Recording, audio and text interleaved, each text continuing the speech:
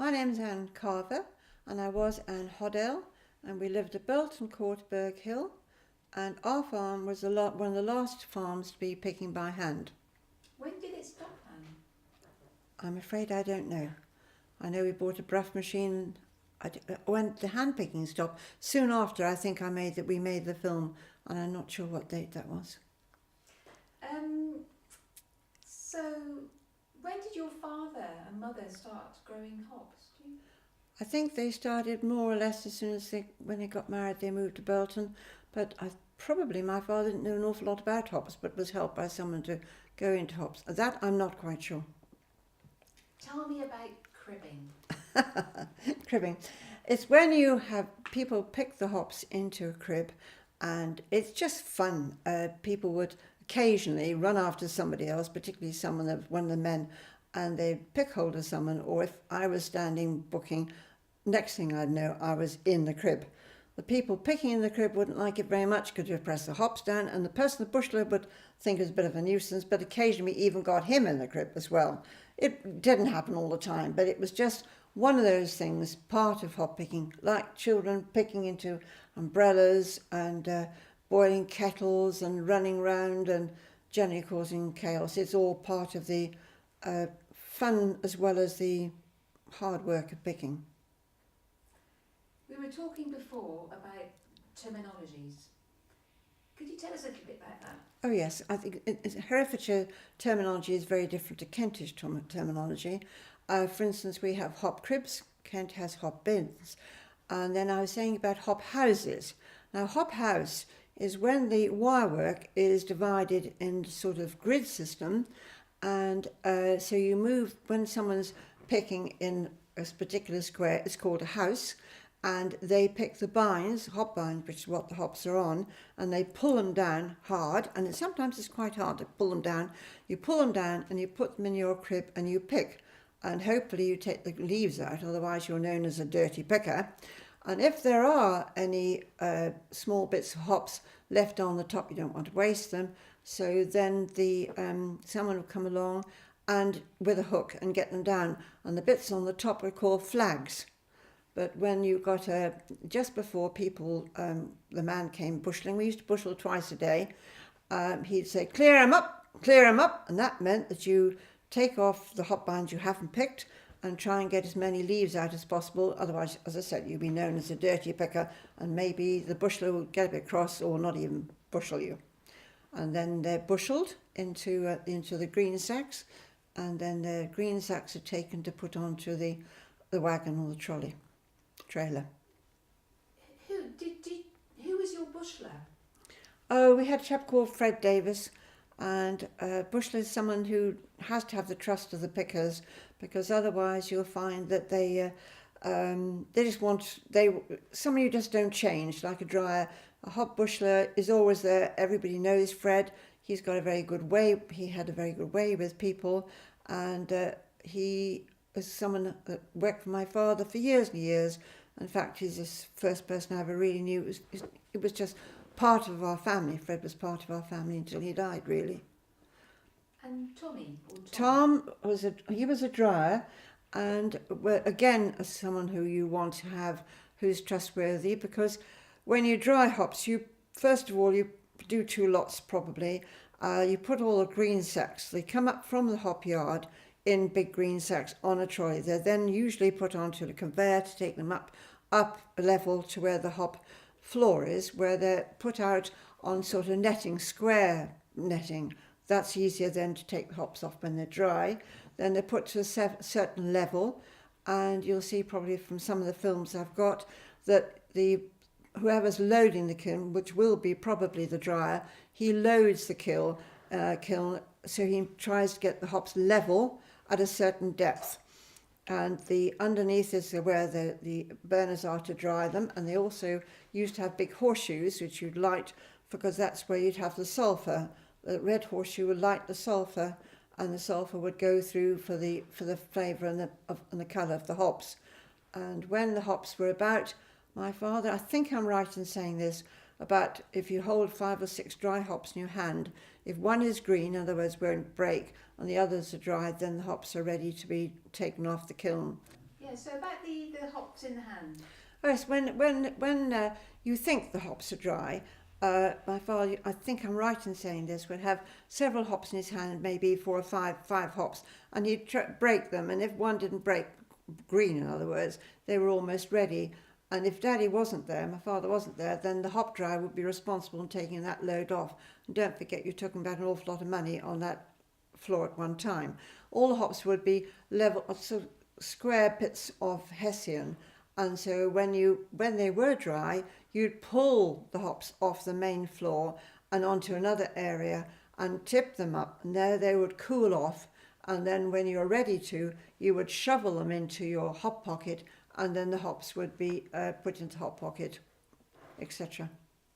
But a dryer has to do, if my father wasn't there, he would be responsible, but usually my father was.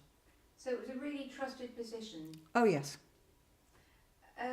So you were saying something. Is it worth getting them to say a bit more about just how important the dryer was? Because a few of the farms have said that. Yeah. It is a terribly.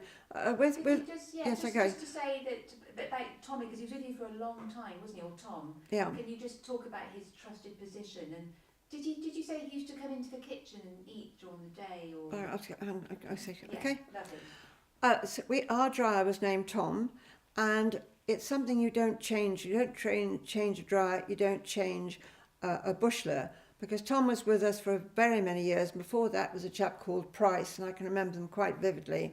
And he was both a dryer and a helper. We had Ken who used to help him. The two of them used to stay in the hop kilns, or rather below the hop kilns. We used to make up sort of straw mattresses for them, and they ate in the house.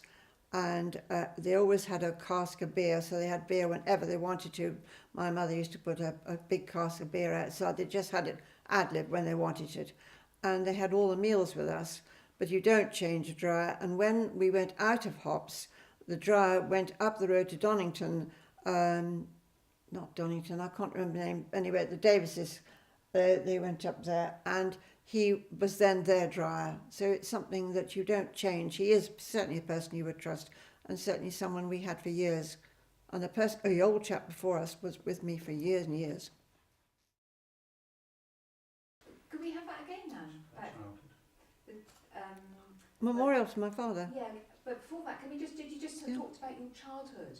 You know, It's just a happy childhood. Riding. And just sort of basically having fun. Outdoor fun. Swimming in muddy pools and things like that. Sorry. Lovely. Can you just tell us about that memorial to your father at Berghill? Yes, certainly. My father, when he died, my mother decided to put a stained glass window in Berghill Church, St Mary's Church, Berghill, and it's in the John Aubrey chapel, because Belton Court was where John Aubrey, the diarist, used to live. So there is a chapel dedicated to Belton Court in Berghill Church. And above the altar there, she's got a little window in which was my father's love, really. And one was hops, and the other was fruit. It centres John the Baptist as the centre with a lamb, but round you got the hops, the corn, and a robin, because he loved the outdoor life and shooting. I mean, that didn't come into it, and fruit. It was just, it's a lovely way, but the hops are there. Now, you were telling me before that you used to play cards in the dryer. Yes, Just well... Tell us about that. Well, my mother, being my mother, didn't think it was quite the thing for my sister and I to play out with the men in the outside where they slept. She didn't think it was quite the thing. But I used to love playing cards, and I played crib, I played darts and draughts, and possibly my father was a good card player, and to this day I play cards, because I now play bridge about 3 times a week. And you were telling us about pressing of hops. You used to do it by hand initially. Yes, yeah. When we first had dried the hops were shoveled into, with a shoveler, special type of canvas shoveler, because you didn't want to damage the hops. It wasn't like an ordinary spade. It had a very much a soft thing. And they were shoveled in, but then we only had a hand dryer, hand press rather, and so it dropped down, and then you pressed it by hand. It was almost easier to know the pressure that you were going by doing it by hand, But when we first started the electrical one, which we turned over to, it was more difficult because you have to have a hop pocket. I think it was 100 weight and a half. That's the sort of weight that we had. And so when it dropped down, if it was electrical, you haven't quite got the feel that you would do by hand. So it took a bit of time before we could work out to try and get the weight right. Because every single pocket was automatically weighed and written down. So it was a number but put down what it was done. And then I was saying just now about the pockets. One of my jobs that I loved doing at home was to go and sew the pockets up, because when a pocket comes off the press, off the hop press, you have to obviously stop the hops coming out. So you hold it and you string it. We used a big curved needle with string, but you don't do right at the end, because otherwise how are you going to carry the hop pockets? Are very heavy. So those little bits at the end you used to wind round to make sure at the end, so you had something. They were called hop the ears, so you made sure you got the ears. And at the other end of the hop pocket, before you ever put the hops in, we used to make little rounds, and they were called the toggles, and that's where you could pick up the toggles and the ears to then move the hop pockets, which, as I said, were quite heavy. And all the hop pockets, another thing I loved doing was numbering. Each hop pocket was numbered, and we had figures, numbers 1, 2, all the way through, and you put the stencil against the hop pocket, and then you get a black sort of pad, and you blacken the number, so you got each one was numbered. You had the weight, the number of each pocket before they went off. You were telling me a story about during hop picking season, your mother wouldn't sleep with your father. Why was that? Can you tell us about that? I don't think it's too personal. I'm sure lots of people would feel the same. My father was in hops, in sulphur, which smells a lot, and she said, a lot of the time he slept in the office because A, he was up in the middle of the night, and B, he was just, the smell of hops was just all over him, and she just decided that was enough. 80%, well, nearly all of them are local pickers, and towards the end they used to get fussier and fussier, and if they were coming from Hereford, some of them did, they would demand to have the bus at the first shower, which my father didn't always appreciate. You get the bus and of course the rain stops. And we did occasionally have the gypsies to help us, and if you have gypsies working with local people, they don't work well together. You have to keep the gypsies slightly separated from the local people. They just didn't get together. Don't ask me why, they didn't. And you were describing before the role of the bushler, that the qualities, you have to be firm and diplomatic. Can you tell us a little bit about that, the role of the bushler? I think it's someone who's got to be quite firm, yes, but friendly, and have a joke. I mean, we had a joke with Fred, and they used to rub him up and tease him. We just sort of teased each other. It was a hard working time, but also a lot of fun. And as I said, you had the kids all running around and eating or sleeping in umbrellas, or picking into tin pots. You give a kid, go and sit down, and they give him some sprays, a spray of hops, and they'd pick the hops off. But certainly was trying to keep them clean. I was one of the dirty pickers, I might add, because when I decided to earn some cash, I'd go and do some picking, but invariably the bushler would come along to me and say, "Oh, Anne, for goodness sake, you are a dirty picker." That's brilliant. We just need Anne to make it clear that she talked about the bushler. Yeah. So just one little bit about that would be great. Yeah. Bushler, Anne, when you can you just describe the role of bushler again, but could you actually use the word bushler, because I'm going to be cut out completely. So you say the bushler. Okay. Yeah. When you're ready. Okay. We had a bushler, obviously, to bushel the hops. Now, a bushler is called a bushler because he has the big basket, and he comes along and measures the hops and puts them into the sack. But on each bushel, usually he had a sort of line and a wicker, because they were wicker baskets, and usually the hops, he'd put the hops in and put his hand in to make sure that they were down to the level of that particular, and he was called the bushler because that was his bushel basket, and then he put them in. So just about that, the aroma and its, evocative nature, and straight back to childhood. No, I think hops, I've always loved hops because of the aroma, and I think that particularly if you get a hop in your hand, and what you want, I do with it, is to start rub it so you get the core of the hop, which is where the actual smell is. And we've now got a hop which is growing up outside the back door at home, and when we've got hops I can pick one up and just sort of rub it in my hand. You want to rub it in your hands to get the actual flavour or the smell of it. But yes, it's a happy childhood I had. Fantastic, fantastic. And you were telling me a story about when you were driving the tractor, putting trailers in a hops. Yes.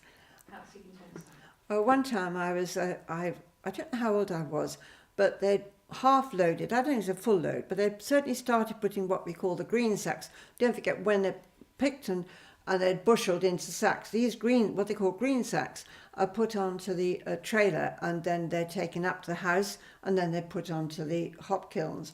And one day I got onto the tractor, and it, like a lot of tractors, they're what they call link brakes. So I gaily pressed the brake, and it wasn't linked, and the whole thing skewed round, and the hop sacks came off, and I was not very popular. As I'm not very popular, when occasionally, when at home we had a lot of green, what we call green sacks, and they were too many to go on the hop kiln, and we hadn't got any place to put them, and we'd picked a lot of hops, and so they used to go on the lawn overnight to sort of, to keep. And of course I would then, and Jill would run around and jump from one hop sack to the other, and this did not go down with my father, as you can imagine. Excellent. Yes, I used to cycle down, and I'm not very good at cycling because I spent all my life on horseback, so me and cycling wasn't exactly the best. But I'd come back one day and I had a pair of shorts on, I can never forget it, and I suddenly I had no socks on, just a pair of Wellingtons on. Sorry, I had Wellingtons on, and I had a wasp in my Wellington, and I just came clean over it. If you try to get a Wellington off, which is hot and sticky, with a wasp in, I can tell you, it wasn't very nice. What about with a... Oh, I don't say, you see. My mother was very, very busy during hopping down. It was, for me, it was a childhood fun. For her, it was a lot of hard work. But a lot of the time I can remember getting ready before hop picking, because we used to grow a lot of runner beans, and then we didn't have a freezer or anything like that to keep them. So we used to buy these big blocks of saltpetre, and I'd sit on the table and carve it with a carving knife and roll the saltpetre out.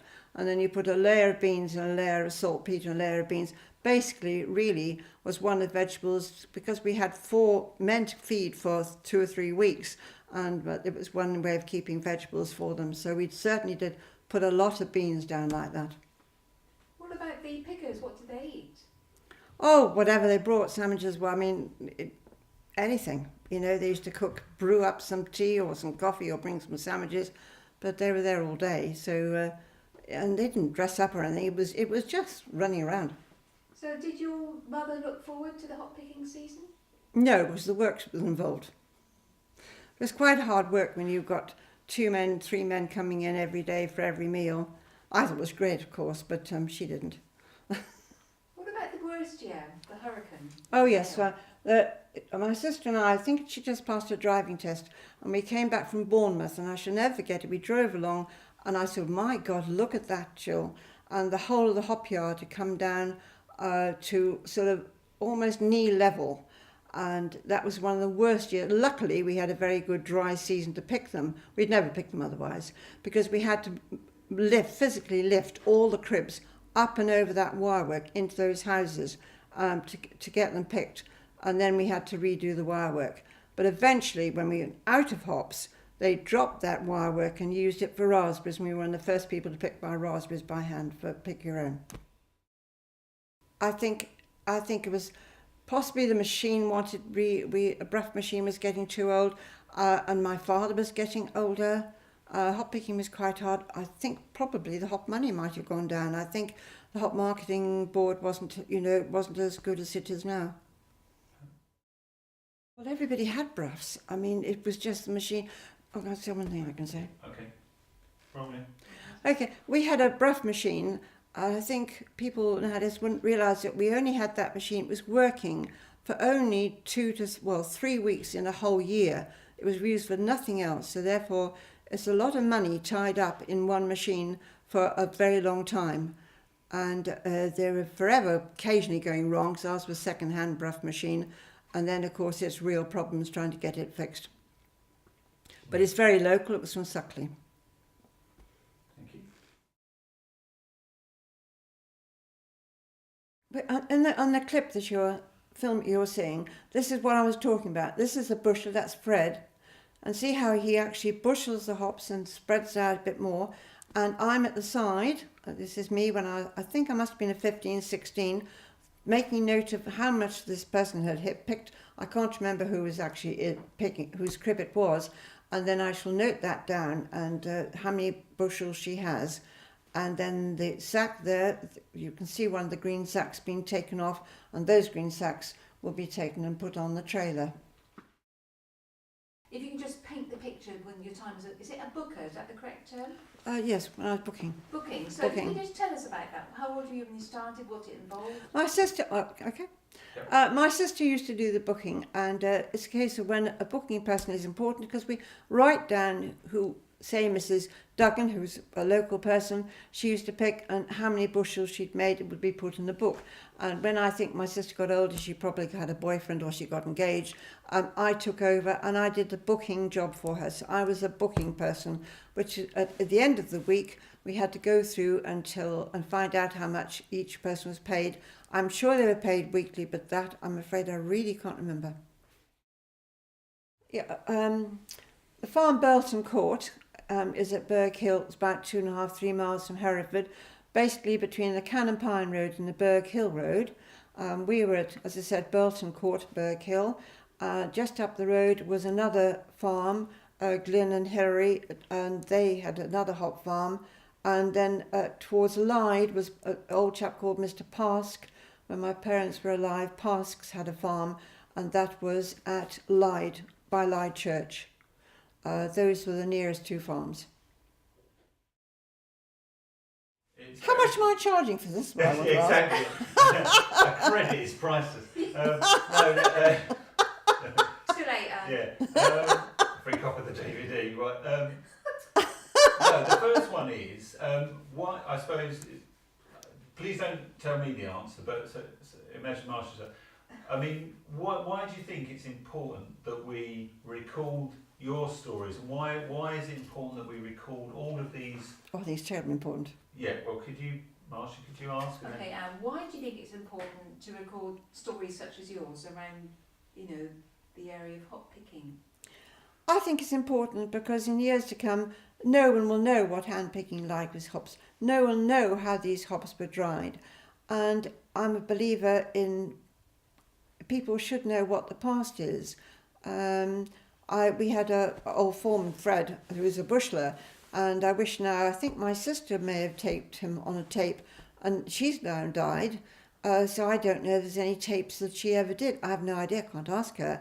And I feel sometimes I should do something and write something or get the kids to video me, because I can remember things that just people won't even know of. And I think today things are so materialised and kids never have the childhood fun that we had.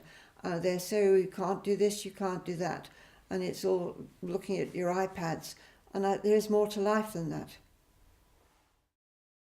Or just if you went to the Mayfair, if you went during the daytime, you 10 to 1, you get longer on your rides than you would in the evening, because of course they make more money in the evening, and during the daytime, if it wasn't that very busy, you'd probably have longer.